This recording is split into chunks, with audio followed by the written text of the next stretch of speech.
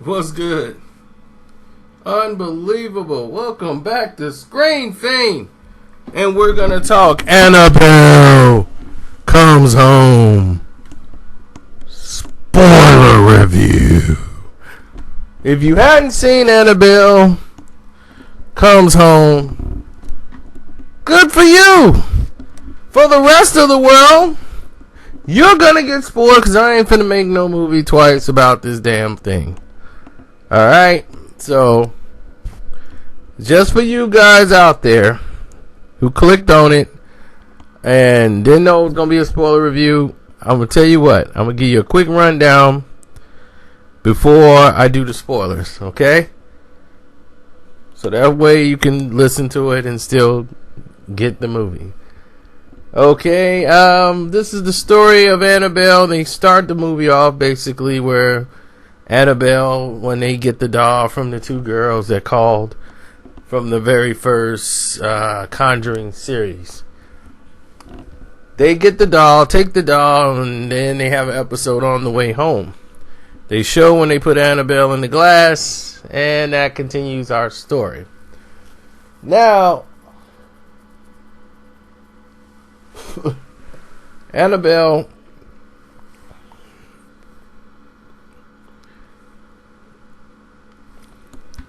is stuck in this glass in this room where the Warrens keep all of their demonic evil things in one room in the house that they live in, locked away, and all these switches and locks on the wall. And while that's the case, all of these things going on, you're having all of these episodes about to happen. They got to go on a trip, a business venture, or whatever they doing, some type of media conference or whatever they normally do. While they're gone, they call the babysitter over to watch their daughter while they're out. Another high schooler or whatever to watch the kids. So the high schooler has a friend of hers who's like, "Oh, you're going to be over there with the people with the haunted house," and blah, blah, blah, blah. So she comes over, and long story short, what you see from the trailer, friends meddle with a lot of things. Annabelle's free, and all hell breaks loose in the house. Now, with that being said, we cue the music on all the people involved that's listening, because that is it. That is the movie. Now we're gonna get to the spoiler version. Okay? First off, Annabelle's supposed to be more powerful than the nun. Annabelle is more powerful than all of these other ones. Then they determine in this film, she is the beacon. She is the beacon. The doll is the beacon that all the spirits respond to. When they see the beacon, it's like the Batman logo is up in the sky. Boom! Okay, let's go. It's on and popping. Now, what this movie had working for it, it ran away from it. It ran away from what was working. First off, takes too long to get going. This movie took a long damn time to get going. And nothing was scary in this film. Nothing. There wasn't even a bunch of jump scares. A lot of people thought they were jump scares. If they was, I missed them.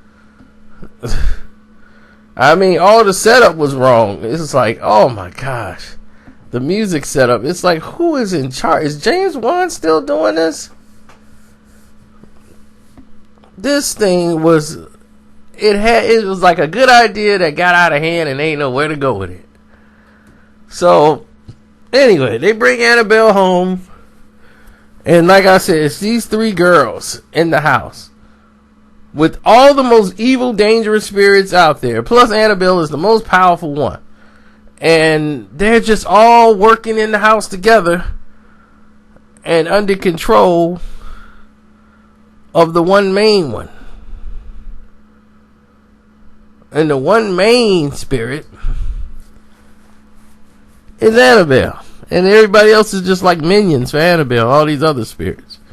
So you start seeing some of the things that the Warrens had in the past. And the one character that I loved, the one where you gotta pay the toll or he take your soul, the ferryman.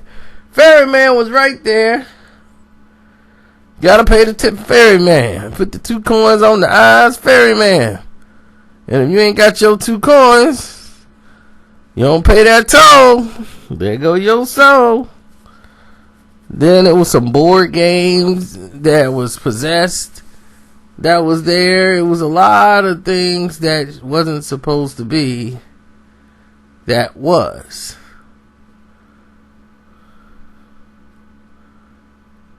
So, didn't make a lot of sense to me.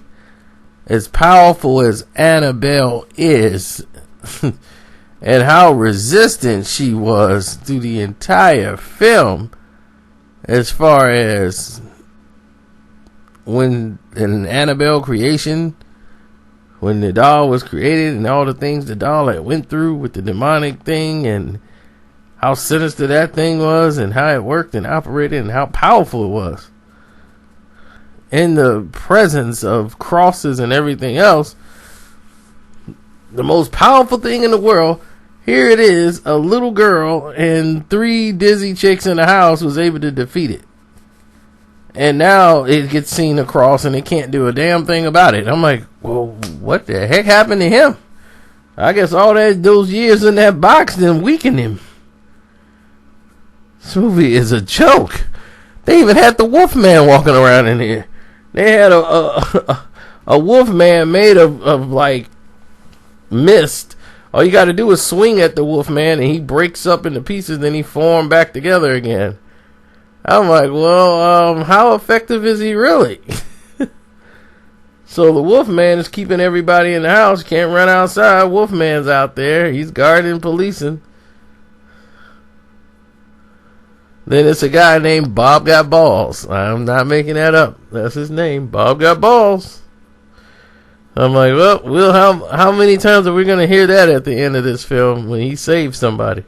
And they're going to scream, well, Bob got balls.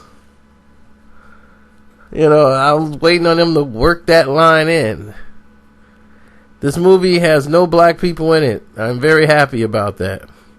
And the reason why I'm very happy about that, because no black people would have been in a movie of a situation like this. This movie is too stupid for words. You invite this, no one invites this girl over. She invites herself. She comes over and she starts touching everything immediately before she even got to the basement. Breaks into their basement, starts touching everything in the do not go into house.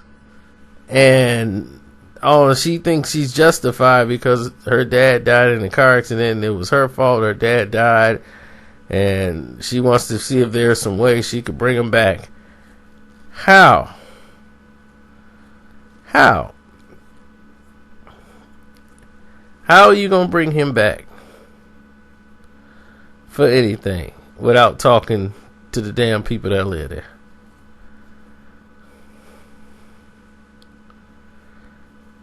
So that story was even weak. So then it's a showdown between the little girl that lives there and doggone Annabelle. And the little girl is winning because she's got a cross.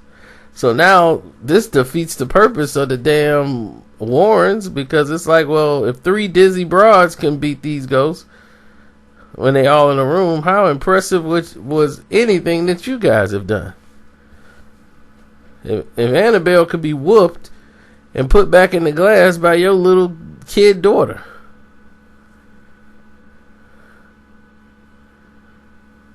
So,